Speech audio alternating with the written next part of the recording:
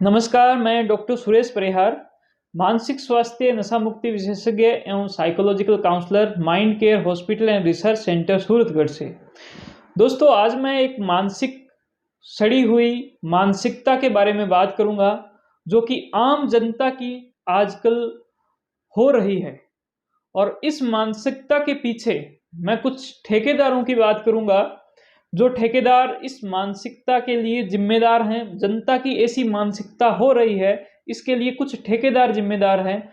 तो मैं जनता की उस मानसिकता को ज़्यादा दोष देने की बजाय मैं उन ठेकेदारों को ज़्यादा दोष देने की जो है यहाँ पर बात करूँगा। और जिसकी वजह से आज राजस्थान के लगभग सभी जो चिकित्सक वर्ग है, उन्होंने अपनी सेवाएं बंद रखी है। हमने भी हमारी जो सेवाएं हैं वो बंद रखी है।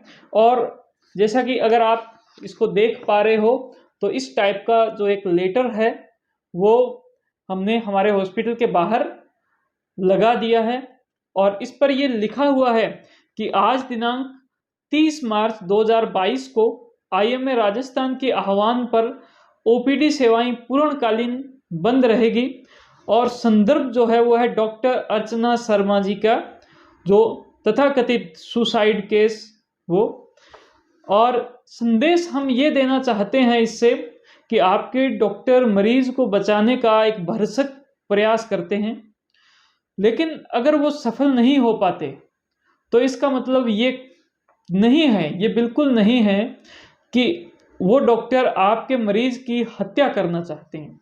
दोस्तों, एक ऐसा जो अविश्वास की सोच आम जनता के बीच में आ रही है डॉक्टर्स के प्रति, और इस सोच के अंदर बहुत ही एक खास तरह की सोच, एक खास स्थिति के अंदर पैदा हो रही है।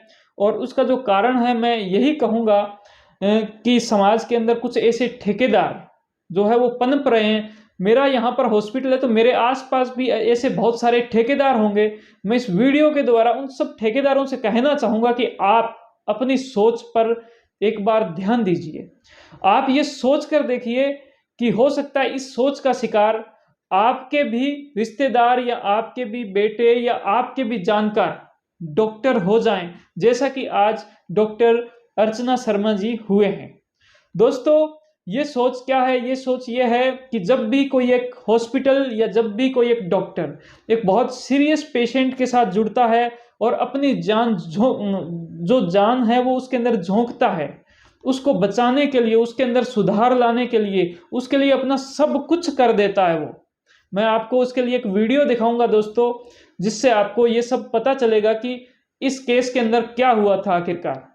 और जब वो सब चीज़ें अपना उसके अंदर झोंक देता है, तो उसके बाद में अगर वो पेशेंट बच जाए तो बहुत अच्छा है। हमने पैसे दिए थे उनकी सुविधाओं के लिए और वो पेशेंट बच गया।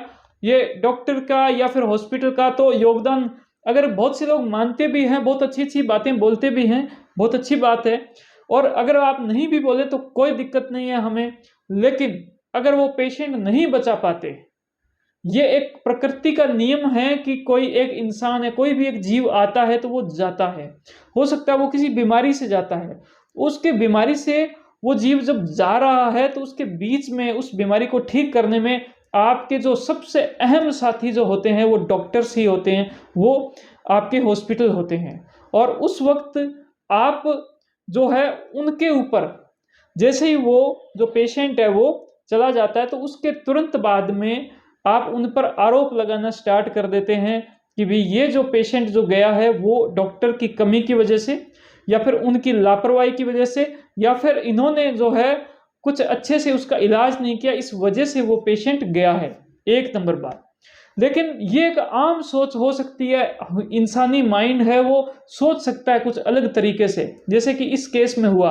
लेकिन ये इस सोच को जैसे ही समाज के ठेकेदार उस सोच को इस प्रकार से जो है वो प्रभावित करते हैं, क्योंकि उनका जो काम है, उनका जो पैसा है, उनकी जो कमाई है, उनका जो रोजगार है, और यहाँ तक कि उनकी जो एक राजनीति है, जिसको वो लोग राजनीति बोलते हैं, वो टिकी ही इन सारी चीजों के ऊपर है कि वो उनको इस प्रकार से बढ़ाते हैं इस सोच को कि आपके मरीज को डॉक्टर ने जानबूझकर मारा, आपके मरीज की डॉक्टर ने, आपके मरीज की इस हॉस्पिटल ने हत्या की, वो भले सरकारी हॉस्पिटल हो, भले वो प्राइवेट हॉस्पिटल हो, या फिर वो मेडिकल कॉलेज हो, आपके मरीज की हत्या की, ये सोच जैसे ही आती है उसी के साथ में पूरा जो एक सिनेरियो है वो चेंज हो जाता है दोस्तों। और इस सोच से एक डॉक्टर को कितना आहत पहुंचता है, एक डॉक्टर को कितना जो है परेशानी होती है, वो कितना जूझता है।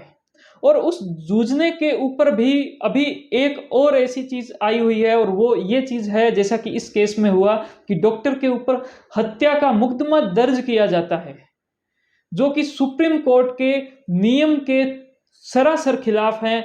सुप्रीम कोर्ट का जो नियम है वो ये कहता है कि अगर एक जो पेशेंट है वो डॉक्टर के पास में आता है और हॉस्पिटल उसका इलाज कर रहा है, और उसके बाद में कोई भी घटना होती है तो उसकी सबसे पहले जांच होनी चाहिए।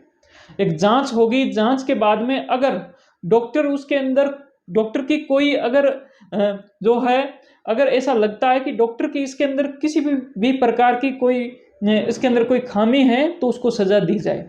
लेकिन बिना किसी जांच के उनके ऊपर हत्या का मुकदमा करवा दिया जाए, तो इस प्रकार की मानसिकता इस देश के अंदर इन अपनी जो जनता है उनके अंदर, मैं यूं कहूंगा कि इन ठेकेदारों के द्वारा दी जा रही है। इस मानसिकता की वजह से बहुत ज़्यादा परेशानी है। और वो परेशानी क्या है दोस्तों, आइए मैं उस परेशानी को आपको सबसे पहले दिखाता हूं।